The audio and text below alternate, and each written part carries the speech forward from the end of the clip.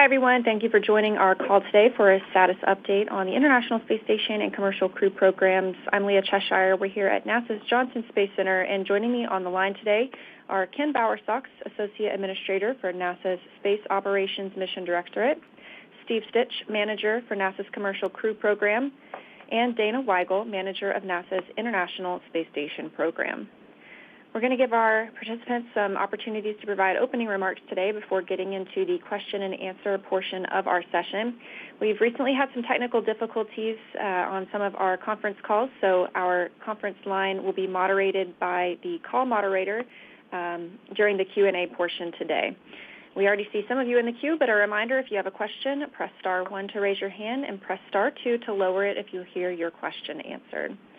We're going to get started with those opening remarks, and so I will turn it over to Ken. Hey, hello, everybody. Thanks for joining us today. As always, we appreciate your interest and the time that you're spending with us. I know everybody's eager to hear about what's going on orbit. We've got Steve Stitch and Dana Weigel from the ISS program and commercial crew program to help you with any information you might need about what we've got going on in our different program efforts up in low Earth orbit. We like to share information as often as we can.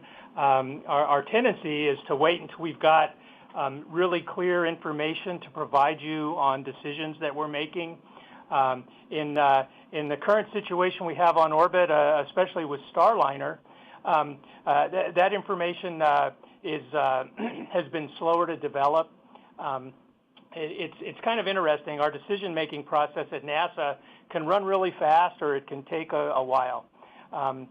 What you find is that the speed of the decision can vary with the clarity of the information you're working with, the amount of uncertainty in the problem, the time that you have available, and the number of options that you have to deal with issues. If you talk Starliner in particular, we're in a kind of a new situation here in that we've got multiple options. We don't just have to bring a crew back on Starliner, for example. We could bring them back on another vehicle. That's something that we're going to have to deal with in the future. We could find ourselves in a situation where we need to bring a Dragon crew or a Soyuz crew back on a Starliner. That's why we want multiple vehicles, is so that we have that option, but it gives us a lot more to talk about in our decision-making process. In the case that we have with the Starliner crew flight test, the option to either bring the crew home on the Starliner or to bring the crew home on another vehicle, we could take either path, and reasonable people could pick either path depending on where their view is on our position in the uncertainty bound that we have for the data that we've got on the thruster system, on the propulsion system. So moving forward, what we're trying to do is reduce that uncertainty, see if we can drive some more consensus amongst our team. At the same time, getting more serious about evaluating our other options. It's been really great to watch our team working, our Boeing team, our NASA team, the way people are speaking up, the way we're hearing different voices, different thoughts on how critical different factors are in the decision. I think it's been very healthy. I have to admit that sometimes when we get disagreement, it's not fun. It can be painful having those discussions, but it's what makes us a good organization, and it's what will get us to a good decision as we approach that point here in the future. And I don't think we're too far away from making that call. We know that at some point we need to bring Butch and Sonny home. While they're up there, we have extra crews, we have extra hands. They can do a lot more work, but they're also using up more consumables, more supplies. So we have to maintain that balance, and at some point we need to bring those folks home and get back to a normal crew size on the ISS. But again, I just want to say how proud I am of our team and the way they have these open discussions, open conversations, and the way we're working through the data gathering and analysis process. Today, Steve will talk to you a little bit more about what we have going on in the commercial crew area, and Dana will share more information about what we've had occurring on the station side and the Cygnus that we just brought aboard the other day. Now I'd like to turn it over to Steve so he can share more details from his point of view. Steve? Yeah, thanks, Ken, and thanks to all of you for dialing in today and all your interest in the Commercial Crew Program and human spaceflight. I'd like to start off by giving everybody an update on where we are with respect to the analysis, in particular on the thrusters and the flight rationale for the return of Starliner. And then I'll talk a little bit more about the manifest changes we've made and what we've done to give ourselves some flexibility in the near term relative to all the options that we're looking at. So if we start with Starliner, last time we talked a lot about the testing results at White Sands. We had completed the thruster testing, which was essentially two uphill profiles trying to get to the temps that we saw on this particular thruster, and then we really have done 5 downhill profiles with that particular thruster. We were able to replicate degradation in the thruster during that testing, and we saw that continually on the downhill side with the thrust levels degrading over time, which seems to mimic what we're seeing in flight to some extent during those downhill profiles. As we talked about during that testing, we gained insight into what we think one of the contributing factors are for that thrust degradation, and that would be this Teflon seal on the oxidizer line poppet. Now, this poppet's really small. It's about, if you hold up your little pinky finger, it's about the size of that, a little bit smaller even than your pinky finger, so it's a small poppet. But what we saw during that testing is the swelling of that Teflon seal. It kind of extruded a little bit, and what happens with that seal is it blocks the flow into the thruster itself, down into the combustion chamber. So we know that's happening. We know we can get vaporization when it gets hot in that line, bringing propellant into the thruster, and also when that poppet is blocked by the Teflon seal, we see some cavitation. In other words, unsteady flow across that poppet. We have some animation that we hope to be able to release soon to you so you can see what this is like. Boeing has been doing a lot of work on that animation, and hopefully we can have them share that soon so you can get a better idea of that mechanism as well. We also have this same theory that has some vaporization of the propellant, right, and it drops the thrust. So there's really two key things that we think is happening. One, when the thruster gets really hot, the propellant can vaporize. That's where we saw the really low thrust readings on docking day, and then as the poppet swells, we can get some blockage there based on what we learned at White Sands.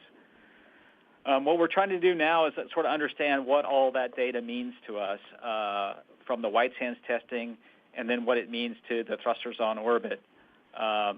We did do a hot fire while we're docked to the International Space Station on Saturday, July 11th. We wanted to understand the performance of all the thrusters across the vehicle, so we hot fired all 27 thrusters. We did not hot fire one thruster in the bottom doghouse. We call it the B1A3 thruster. That one had really low thrust before during the when we were docking back on July 6th, and so we did not, or June 6th, and we did not hot fire that thruster. The interesting thing when we hot fired the thrusters is all the thrusters now across the whole vehicle are essentially at nominal thrust level. So, for example, the one that we were really saw the most degradation in, T2A2, was at about 80% before the hot fire, and now it's about 98%. So somehow, if the poppet is the theory of what's causing the thrust degradation, the blockage in that ox flow, somehow that piece of Teflon must have contracted and is now not blocking the flow like it was, and so we have a nominal flow essentially into that thruster and nominal thrust. What we're really trying to do now, that gives us a lot of confidence in the thrusters, but we can't, totally prove with certainty what we're seeing on orbit is exactly what's been replicated on the ground. We're trying to understand a little bit more about the conditions that cause the thruster fail-offs. It's not always at the same temperature. It's not always at the same number of pulses, and so we're trying to understand that. We are doing modeling on the ground to try to understand how this Teflon could extrude, what the forces are on that Teflon, and then trying to understand how it could contract how it could contract over time. People really want to understand the physics of what's going on relative to the physics of the Teflon, what's causing it to heat up, what's causing it to contract, and that's really what the team is off trying to understand, and then look ahead toward the downhill phase and the heating on the downhill phase, and seeing if we can model that on the downhill phase and ensure we have good thrusters.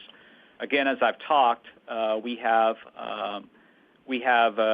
really good knowledge of what the downhill is, but how does that really help us out? So, in combination with that, we have tried to buy ourselves a little bit of time to work various options for return. And so recently this week at the Program Control Board, just yesterday, we approved moving the Crew-9 mission to no earlier than September 24th. We took that to the Program Control Board, and it was approved, and we immediately put out a blog to make sure that everybody knew that we had made that decision. We appreciate your patience over the last few weeks. It took a little time to work with SpaceX on that movement of that flight, and also with the ISS program, because it's a very complicated manifest.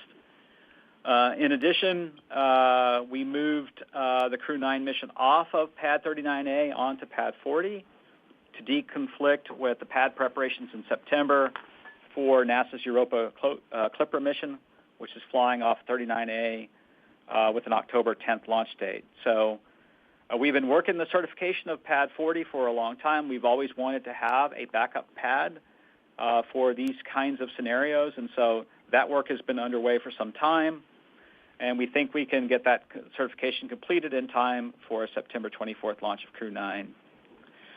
We will let SpaceX use our first stage booster. They'll go fly a Starlink flight ahead of our flight to get a little shakedown of that booster. It had some moisture intrusion, and we want to go ahead and get that booster flown. And so there's a win-win there with flying our booster on a Starlink flight before our crewed flight.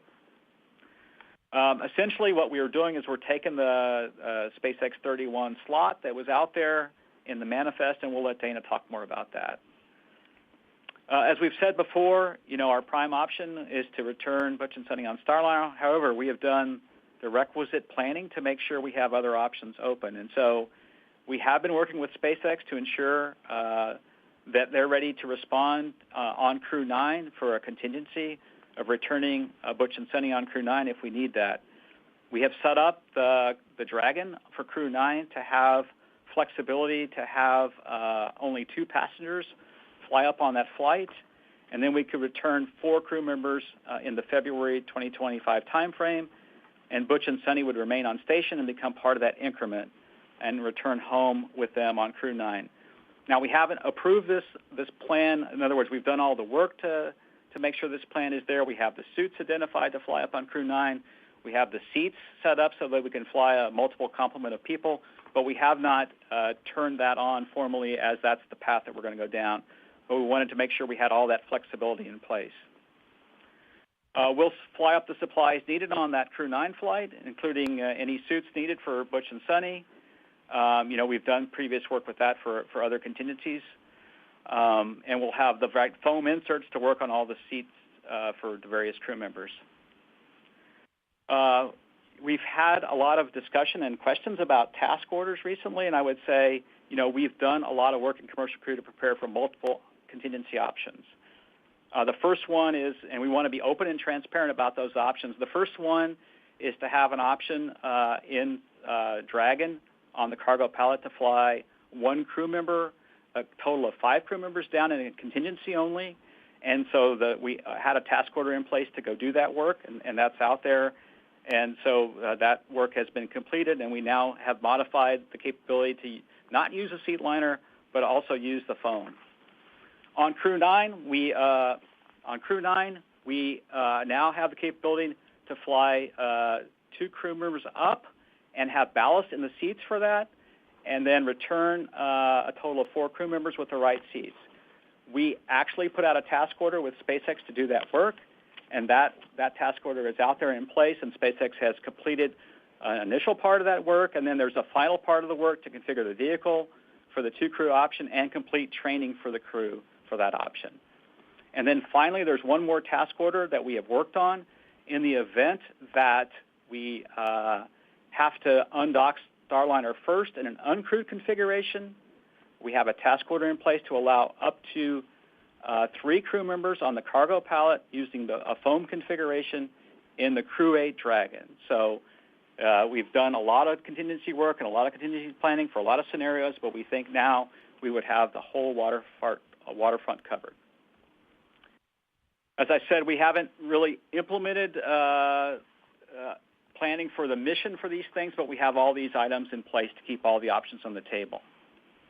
I want to clarify a couple things relative to the uncrewed Starliner configuration relative to undock. That Starliner has the capability to undock in an uncrewed configuration. However, the mission data loads for this flight, the flight software we have on board today, are set up for a crewed undock. And what that means is, in close to station for docking and undocking, the failure response matrix in the software downloads to a crew manual capability for any breakouts. In order to do the uncrewed version, we'll have to go in and change these mission data loads and verify those through the Boeing Integrated Hardware Software Test Facility before we go fly that. There would be also additional training that the Boeing flight control team would have to undergo, and some work to go lay out all that work. So the software on Dragon is fine, or on Starliner is fine. It can actually handle the capability to do an uncrewed undock. It's exactly what we did on OFT2. We just have to go configure some software parameters, not change the software to go do so. I think we've talked about all the scenarios. I want to reiterate we haven't made a decision yet relative to return Butch and Sunny on Starliner or on Dragon on Crew-9. We appreciate your patience. It's been a very complicated time frame. There's been a lot of work going on across all different entities relative to this work. I want to say how proud I am of the NASA, the Boeing, and the SpaceX team for having their head down and doing all the requisite work to make all these options viable for the program. We are in a unique position in Commercial Crew where we have all these options now, and we will use the right option at the right time. And so the decision point is ahead of us, and I will turn it over to Dana Weigel. All right, thank you, Steve. Good afternoon. Thank you very much for joining us today. You know, as Ken noted, we take the accurate and timely sharing of information very seriously, and so I hope I can share with you the most up-to-date and relevant information on the ISS side related to onboard activities. On board right now we have 6 spacecraft attached to station with the arrival of Northrop Grumman 21 Cygnus mission recently. We have a number of spacecraft arrivals and departures that are upcoming in the next few weeks. We have a departure of the Progress 87P on August 12th. We've got the arrival of the next Progress, which is 89P, on August 17th. Next arrival of the Soyuz 72S will be on September 11th. That'll be carrying NASA astronaut Don Pettit. And then after a handover period, the 71S Soyuz will depart on September 23rd with Tracy Dyson. One of the things in this scenario that Steve laid out for you in terms of vehicle sequencing, given that we have only 2 docking ports on board, and right now we've got Crew-8 vehicle on board and we've got Starliner on board. Before we launch Crew-9, we will need to undock the Starliner first, so that's first in the sequence of events. So after Starliner undocks, we'll launch Crew-9, and as Steve said, that's now moved to late September. Of course, the crew will do a handover, and then Crew-8 would leave about a week later. And around the corner after that, we will launch our SpaceX 31 Dragon cargo resupply mission. I know in previous briefings I've mentioned that it's been helpful to have the extra set of hands on board with Butch and Sunny. They've been continuing to help us out quite a bit with maintenance and getting extra science done on board, which we really appreciate. I do want to highlight a few other special topic, a few other things for you. For Northrop Grumman, for that mission. That carried over 8,200 pounds of critical resupply, spares, crew supplies, and science. So the crew right now is spending their time unloading it. It's pretty busy the first couple days that a vehicle comes up. There's a lot of critical science and research and a lot of things that they need to get to in the first few days, so that's what they're focused on. I do want to commend our Northrop Grumman and our NASA teams for the work they did addressing an engine burn execution issue that was encountered uphill. Shortly after launch, the spacecraft, the Cygnus's onboard limit detection system flagged an out-of-limit calculated parameter, so it takes a number of different inputs. It does a calculation, and that violated a limit, and it did what it was designed to do, and it canceled the burn. The Northrop team took a close look at all of the individual engine parameters and determined that all of the hardware was actually functioning within acceptable limits. That calculation is a little bit more conservative, and so they reworked the far-field rendezvous plan to keep us on time with our planned arrival time. It was pretty impressive to watch them do that, and of course that was important to us because there's a lot of science and research that has limited time frames that it can handle between launch and arrival. So they did a fantastic job recovering and reworking the plan after that burn issue they had. Yesterday's capture of NG-21 was actually the 50th free flyer capture that we've done on board station. Of course, we used the SSRMS, or Canadarm2, to do that, and that's pretty impressive. The first one was about 15 years ago. It was HTV-1. That was on September 17, 2009, and I'm kind of tickled by that data point because I was the lead flight director for HTV-1, and I remember sitting on console that day, first time we'd ever tried to capture a free-flying vehicle with a robotic arm, and pretty impressive now to think that we've now done 50 of those. And then, as I mentioned, Progress 89P is coming up, and of course that is loaded with a lot of food, propellant, and supplies for the Expedition 71 crew. I want to give a little bit more detail to what Steve talked about with the task orders, and we understand there's been a lot of confusion. We do a lot of work off and on with SpaceX for any number of different scenarios and contingencies, and so they're not specifically new activities for us, but just to give you a little more detail, the task order that was issued to SpaceX in mid-July was developed to support a contingency return capability for Tracy Dyson, similar to what we did with Frank Rubio. If you recall with Frank Rubio, after we had the Soyuz coolant loop leak, we put in place a capability that allowed for a 5-crew return with the Dragon. When we did that, we used the Soyuz seat liner as the cushion on the Dragon cargo pallet for Frank. And what we realized after that is ideally we wouldn't be taking the Soyuz seat liner and moving it. It is vulnerable to damage when you pull it out and you move it around. And so we worked in a solution that uses a foam, just different foam basically for the cushioning, and didn't require us to move the seat liner. So that gives us a lot more flexibility and doesn't put that Soyuz seat liner at risk. So that's the work that we had SpaceX do in mid-July, and that's actually the generic contingency configuration that we plan to use for all of our Soyuz crew members if we ever encountered a Soyuz vehicle issue and needed to use the Dragon. And then as Steve mentioned, we also increased that number to 7 just so that we have a full range of capabilities for future contingencies. We are really fortunate that we've got evolving capabilities in a framework that allows us to put in place alternate crew contingency options.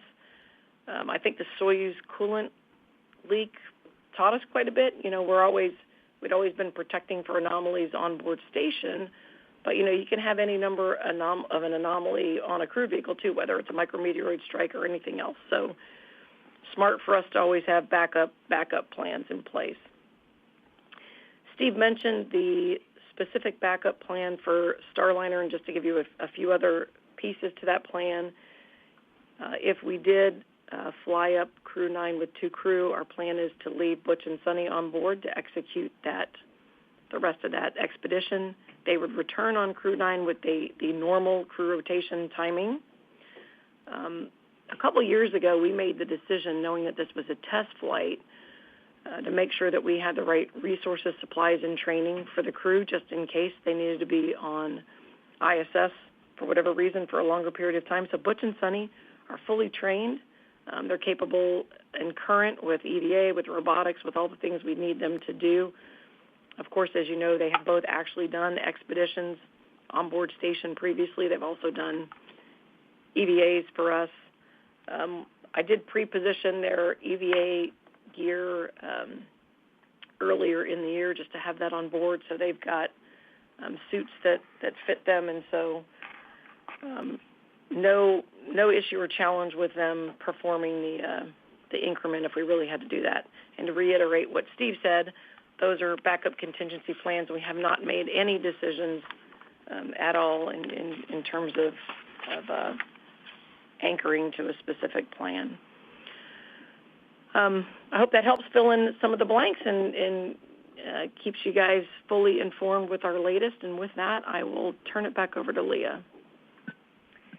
Thank you, Ken, Steve, and Dana, for all that information. Again, thanks to everyone who's tuned in online. We'll move into the question and answer portion of our conversation today. A reminder, press star 1 to raise your hand and be admitted into the queue, and press star 2 to lower it if you've heard your question answered.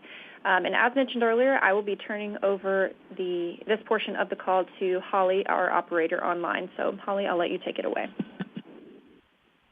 Thank you. Our first caller is Marcia Dunn with the Associated Press. You may go ahead. Your line is open. Yes, hi. I'm hoping you can hear me.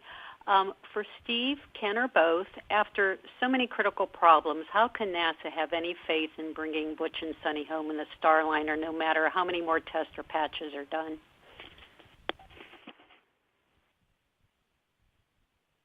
Yeah, I'll start, Marcia, and then I'll hand it over to Ken.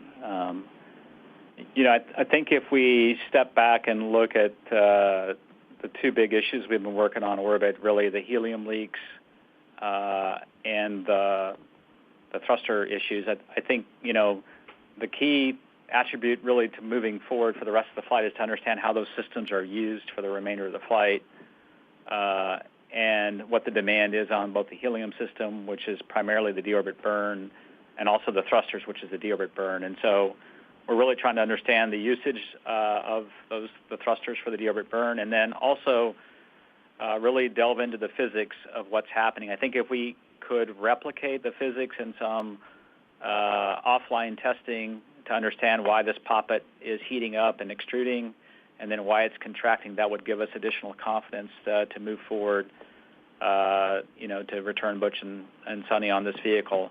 That's what the team is really striving to do, to try to look at all the data and see if we can get a good physical explanation of what's happening.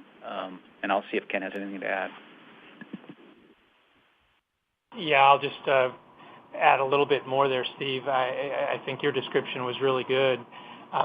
Marcia, we try not to just make decisions based on how we feel about something, right? What we try to do is go in and be data-driven, look very closely at what we've got in the way of data and analysis, bring in experts, and try to pin down what our risk is. When we started this mission, it was a test mission.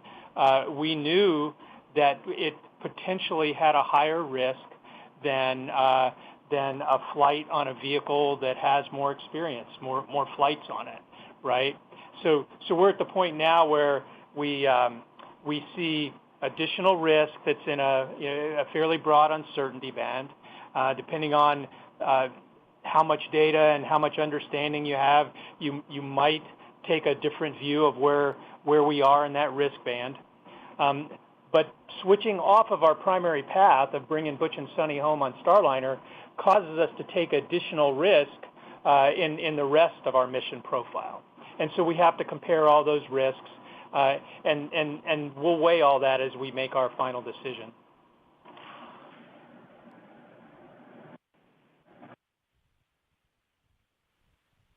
Our next caller is Gina Sunseri with ABC News.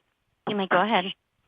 I think this is probably for Dana, but how How did Butch and Sunny react to this announcement? Are they excited about potentially 6 more months up there, or however many months for Crew-9?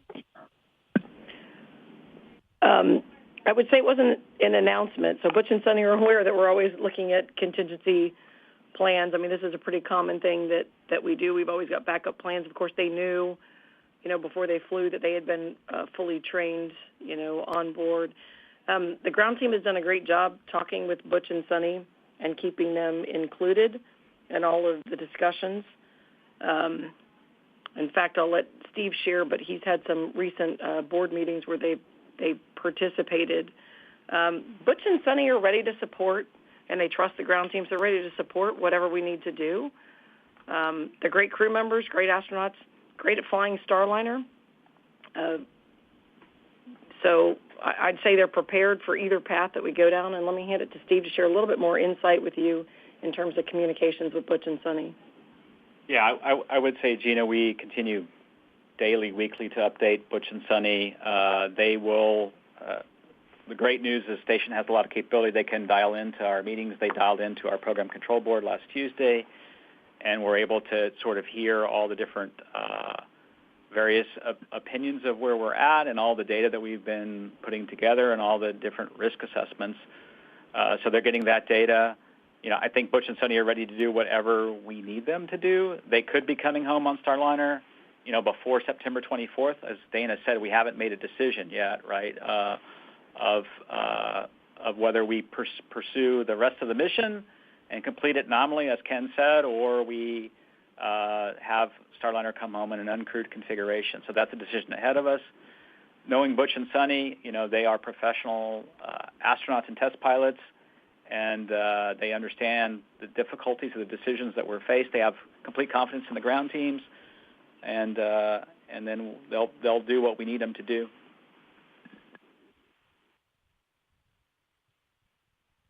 Next caller is Jackie Waddles with CNN. You may go ahead. Hi, everyone. Thanks so much for hopping on. I think I speak for a lot of us when I say I hope that we can get more frequent updates like this. It's been a couple weeks now since we've had updates on Starliner, and also would really love to be able to hear from your Boeing counterparts in situations like this. So for my question, I just want to follow up on some reporting from my colleague Eric Berger.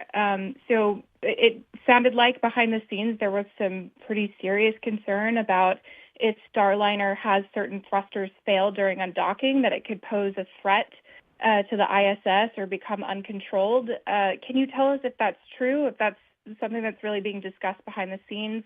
And if so, how big are those concerns? How widespread are those concerns? Thanks so much. I'll start at a high level, and then I'll let Steve fill you in. So our strategy, we have fault tolerance for any number of things. So we've got sufficient fault tolerance for undocking, so we're not concerned about the, let's say, immediate proximity around ISS. The other thing that we've done in the past with the vehicle, the attitude that we're in when Starliner undocks is I'll call it a passive release attitude. So even if, for example, the vehicle did nothing and just drifted out, it's on a safe trajectory for ISS. That's not the state the vehicle would be in, but that's an added, let's say, layer of conservatism that is already there. And so I'm not sure what the specific concern is that you're referring to, but there is plenty of fault tolerance. Plus, there is safe, complete drift-out trajectory if none of the thrusters were working at all. So, Steve, you want to add anything to that? Yeah, I would just say, from a thruster perspective, the biggest demand on the thrusters for the remaining portion of the flight is really the deorbit burn. There'll be a few thruster firings to back away from ISS, and then a burn to basically take it over the top of ISS, and then I would say below ISS, and then moves out in front of ISS. Those firings aren't that stressing on the thrusters. Where we get into the next part of the flight, and again, the heating is not nearly what we saw on the day of rendezvous when the thrusters are firing very rapidly, not only to keep Starliner pointed toward the ISS, but also to fly it up the corridor and into the docking area. But but the deorbit burn has a number of firings as the OMAC engines, the orbital maneuvering and thruster control engines, fire for the deorbit burn. 4 of those. The RCS thrusters will fire to hold the orientation of Starliner to make sure it's pointed in the right direction to get all the thrust you need out of the engines, and that's the next stressing case. So it's really, the real concern is how many thrusters can we have fail off? We've done a lot of analysis that have shown that you can have significant number of the aft thrusters fail. In fact, you could have 4 failures of the aft thrusters, and we would still have great attitude control during the deorbit burn. And then after the deorbit burn, we need to maneuver to an attitude to separate the crew module and the service module. And then for that SEP sequence, the aft thrusters aren't required at all. Just want to clarify one other thing on the software. The software that's used, whether it be crewed or uncrewed, is the same software, the exact same flight software. What would need to be updated is a specific set of mission parameters, we call them mission data loads, to get into the uncrewed configuration. So the software doesn't have to be changed. The trajectory is the same. It really is on the software side, it's just some contingency mission data parameters in the software that if a crew weren't there, the software could then execute the checking and any response needed in close to ISS.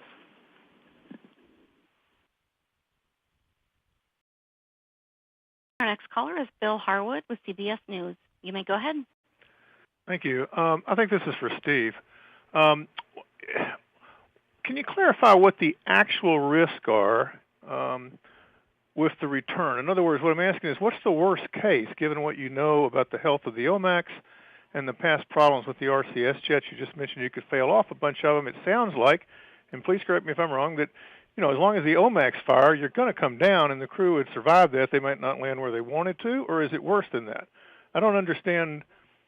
I understand keeping it stable during the burn, but I'm not understanding what the worst case failure here is that you guys are spending all this time trying to protect against.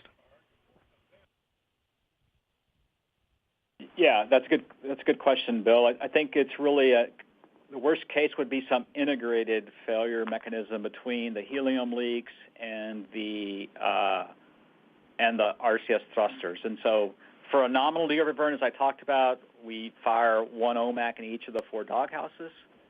And then the RCS jets are just there to hold the orientation. And, essentially we could lose a number of jets. It's really the multiple failure cases where if you lost if you had a helium leak in a certain doghouse and that took out the OMAC in that doghouse, then you could end up with some cases that aren't as easily controlled. And that's really the more stressing cases that the team is worried about. And then the team also really does want to understand the physics. Our white sands testing shows some degradation in thrust over time, which would be acceptable. The team also wants to understand the worst case ramifications of getting the thruster hot. So far, we have seen on the flights, on multiple occasions, we've got the thrusters very hot, but they also want to make sure there's no particular failure mode if the thruster gets too hot that we haven't seen yet. So I think it's more along the lines of looking at the most extreme cases on the thruster that the team's off looking at.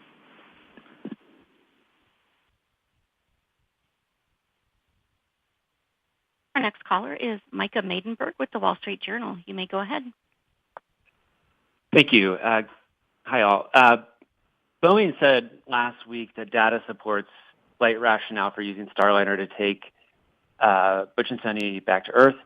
I guess, Ken and Steve, just from where you sit, are you personally in agreement with that view from Boeing, or do you prefer one of the contingency plans discussed, or are you still waiting?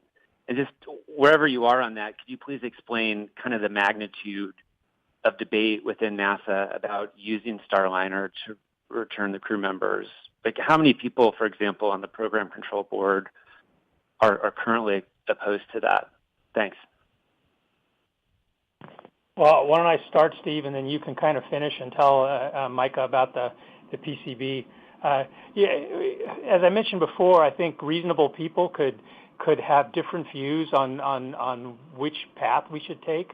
I don't think anybody is taking a view that you could prove is wrong or right. What we've got is an uncertainty band, and the Boeing team, because of their experience and their belief in the resilience of their hardware, that would take them to being very confident that the vehicle could bring the crew home, even right now with the uncertainty that we've got. But we've got other folks that are probably a little more conservative. They're worried that we don't know for sure, so they estimate the risk higher, and they would recommend that we avoid coming home because we have another option, right? We could put the crew on a Dragon. So that's part of the discussion that we're having right now. But again, I think both views are reasonable with the uncertainty band that we've got, and so our effort is trying to reduce that uncertainty. Steve, anything you want to throw in there? No, Ken, I think you said it. I'll throw a couple things in, but you said it really well. It's about the uncertainty in the data. I think Boeing asserted their vehicle was ready to come home on Friday with the blog post they put out. They listed all the testing that we have accomplished jointly between Boeing and NASA in that blog, which was good. We've done a fair amount of testing. I think it depends on your experience base a little bit as to how you view the risk. Boeing is looking at the risk from the thrusters based on what they've observed more in previous flights, all the way back to, if folks remember, in 2019 OFT-1, we felled off 9 thrusters, I think it was, very early in the flight due to a problem getting the OI burn off and had some severe heating, a number of pulses on that flight. I think Boeing looks at the flight performance on this flight, the flight performance on that flight, and the testing at White Sands and draw some conclusions. I think the NASA community in general would like to understand a little bit more of the root cause and the physics. And then what uncertainty is there relative to the root cause and the physics. I think those are the two different views, different opinions. And, we're trying to work to get a solution for both of those.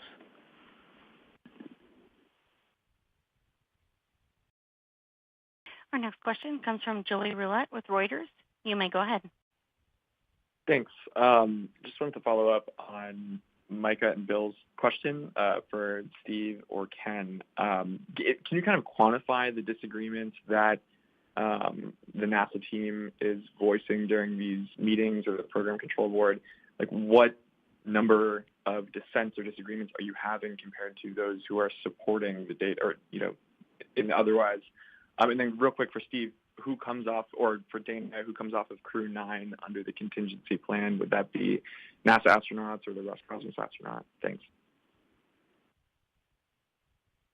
Yeah, I'll address the latter question first and then talk about the disagreements a little bit. We're not really ready to share the data on which crew members. I think we'll do that at the appropriate time should we employ that option. Relative to the disagreements, I don't want to, I think the best way to characterize it is the way I said it, right? People with various levels of experience look at uncertainty differently. And so the real disagreements are how much uncertainty they view in the data and how much risk level they view relative to Starliner. And now we actually, for the first time, I think ever in human spaceflight, while docked ISS have 2 U.S. vehicles to choose from in some respect, Dragon and Starliner. And so we knew the test flight would be riskier. The Dragon Demo 2 test flight was risky as well when we flew Bob and Doug in May of 2020. Now that we have had the helium leaks on orbit and we've had the thruster fail off, some in the team don't see that level of risk something that we should entertain. And I think that's where we're having the vigorous debates and discussions at the PCB and then at other levels, trying to gather up the rest of the data that maybe will help bring some other piece of data in that helps lower that uncertainty in their characterization of the risk. Yeah, and just to give you a feel, we don't really count we don't vote, right? We don't go through and do any type of percentage as part of our process. Just one disagreeing voice can be enough, right, to sway the whole team to move a different direction. But I'd say we heard from a lot of folks that had concern, and the decision was not clear. Right, we heard enough voices that the decision was not clear at the Program Control Board.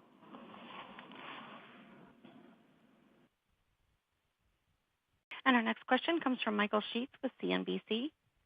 You may go ahead. Thank you. Appreciate it. Given what Ken said at the beginning of the call and the variety of factors at play, I think 1-hour press briefings that don't even happen once a week aren't quite cutting it, especially when the briefings try to cover multiple topics at once. But I'll take my question to Starliner because that's the one I really want an answer on. Now that Crew-9 has been pushed back a month, what are the timeline constraints on making a decision about Starliner's return? Or in other words, how long do you have to make a decision on Starliner's return, and when do you need to make that decision by?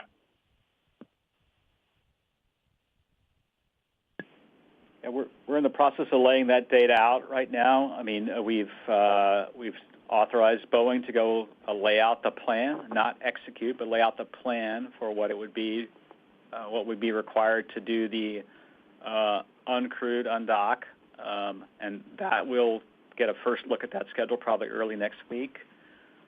Remember that the flight control team for Boeing has trained to do the crewed undock with the crewed parameters in the software, and so we want to go make sure before we execute that we would dust that off. And then again, there's some changes for things that are automated responses with an uncrewed version versus the crew, and so we want to go lay all that work out. When we lay that work out, I think we need to probably decide, likely in the middle of August, one path or the other, to go ahead and meet the launch date for Crew-9 on the 24th. Given what Dana said, we really would like to undock Starliner first to free the port up, and then when we do that, we want to lay in some number of landing opportunities for Starliner. The opportunities are about every 4 days. We have opportunities in September starting on the 2nd and the 6th and about every 4 days, so we want to lay those in as well. So roughly mid-August we need to decide, and we're kind of laying out that path this week.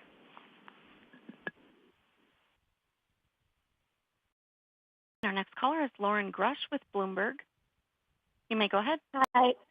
Thank you so much. This is for Steve or Ken, kind of following up on Michael's question. I'm just curious, what does the next few weeks look like for you? How is this decision going to get made? And who ultimately makes the call about how Starliner will come home? Yeah, you want me to? You go ahead and explain the process there a little bit, Steve, and then I can weigh in. Yeah, absolutely, Ken. I would love your thoughts. We need to basically follow up from the Program Control Board we had, where we laid out data, but we didn't necessarily poll in a way that led to a conclusion, I would say.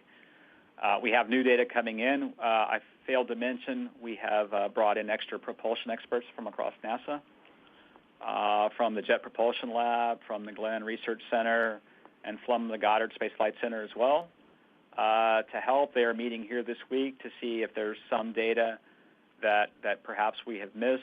They're working in concert with our commercial crew prop team and Aerojet Rocketdyne.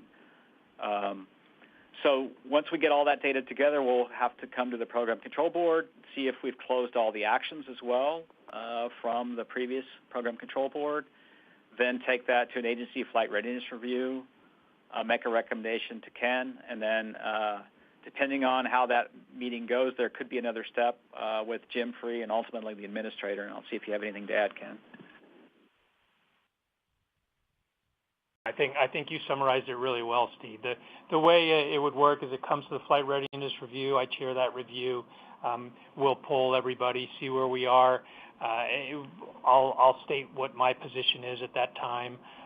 If we have dissenting voices out of that meeting, then it can go to the associate administrator. and if there's a desire to go even further, it can go to the administrator. The administrator, though, it's important to understand that the decision-making authority I have is delegated from the administrator. Same thing with the associate administrator, right? The administrator ultimately takes responsibility and has a very important concern and responsibility for the final decision. So he will be involved.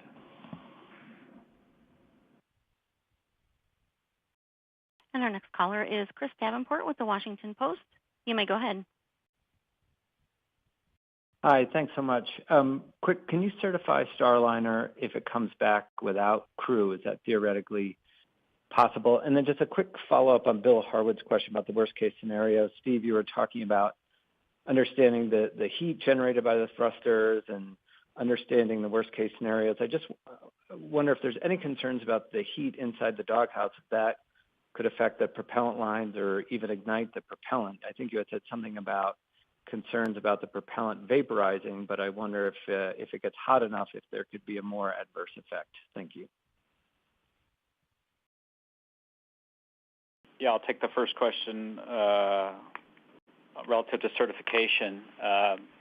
We're laying out that data right now. If we had an uncrewed undock and brought Starliner back safely, I think we would look at all that data. There are many things that are the same with or without a crew. We would have to look at the things that are really needed for a crew on board, like how the ecosystem performs with the crew and so forth, and lay that out. Boeing has already moved out on changes to the helium system. We've talked about the seal that is leaking. Remember the P2D2 flange that leaked pre-flight? They've already moved out on a replacement seal. They're already laying in additional testing for the thrusters to make sure that we hit all the corners of the box on the thrusters. They're already looking at various changes to the flight software and the way it flies, such that it doesn't put as much many pulses on the thrusters and cause the additional heating. Relative to the worst case question on igniting the propellants, right now, the propellants are separate from each other, so you would have to get enough heat to actually rupture a line, and so we don't really see that as a concern. What the doghouses are really doing to us is keeping the heat in, and such that sometimes even when we fire an OMAC, we can get heat soaked back over from that OMAC into the RCS thruster. So we don't really see it as a ignition risk or a concern of combustion inside the doghouse. It really is more about will the thrusters fail off during the deorbit burn or some other time. And our next caller is Kenneth Chang with the New York Times. You may go ahead. Hi, thank you. This is with Steve Stitch. Basically, what changed and when and why? I asked you back on July 10th whether there were any contingency plans for Dragon, and you said, quote, certainly we've dusted off a few of those things to look at relative to Starliner just to be prepared. What you described today goes way beyond that. Was that July answer accurate, or when did you decide to actually get these extended plans started? Thank you. Yeah, I think I'd have to go back and look at the timing. We started in early July doing some early planning with SpaceX for some of these contingencies. Then as we got closer and a little bit more data, we started to put a few more things in place on Dragon. We have this contingency option that we've been working a little bit more in the background for a while. In the last few weeks, we have decided to make sure we have that capability there. As our community, I would say, got more and more uncomfortable with the uncertainty in the thrusters, I think that, to me, upped the priority in having this capability in place. And really, what we have done is totally reversible. We can fly a Crew-9 as planned, as we've been planning for years with 4 crew members, and we can plan to fly it with 2 crew members. And so as we got further and further into it and heard more from the team and the uncertainty that Ken talked about and I've talked about, we decided to put a little bit more effort on that, on getting the Crew Dragon on Crew-9 configured support the option. So.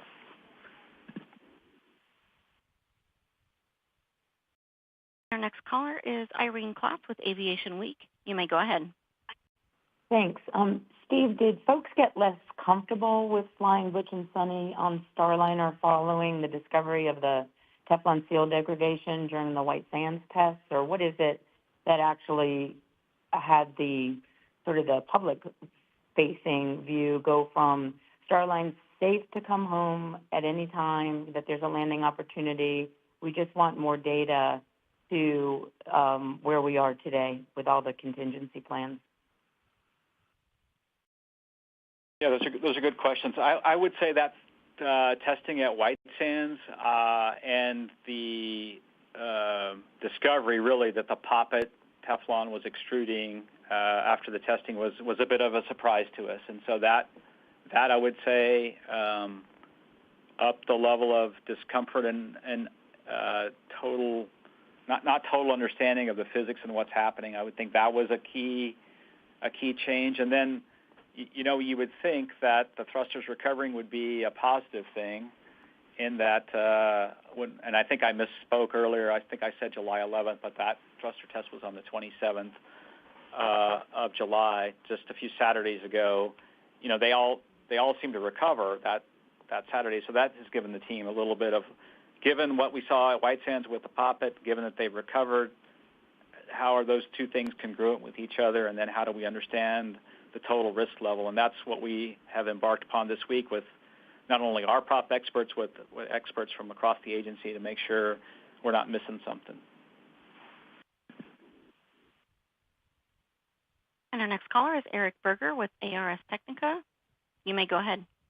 Hi, thanks very much. I just want to echo what Jackie said about transparency. Sox, back in your day, there were 2 briefings a day during shuttle missions oftentimes, and it's been almost 2 weeks since we've heard about this stuff. Steve, I would love for you to talk a little bit more about the software configuration that needs to be changed on Starliner to undock autonomously. I've heard this is going to take several weeks to resolve, and so I'd just like to understand sort of why it might take that long if it's a simple change as you described. Also, can you or Sox give an estimate on the likelihood of Dragon versus Starliner return for Butch or Sunny? I know there's uncertainty, but is it like 50-50 at this point in your mind, or are you leaning one way or the other? Thank you. I'll take the first question, and then we'll let Ken take the second question. So, yeah, we probably don't explain software very well, and I apologize for that. The software changes really are going back to what I would say would be the OFT2 configuration.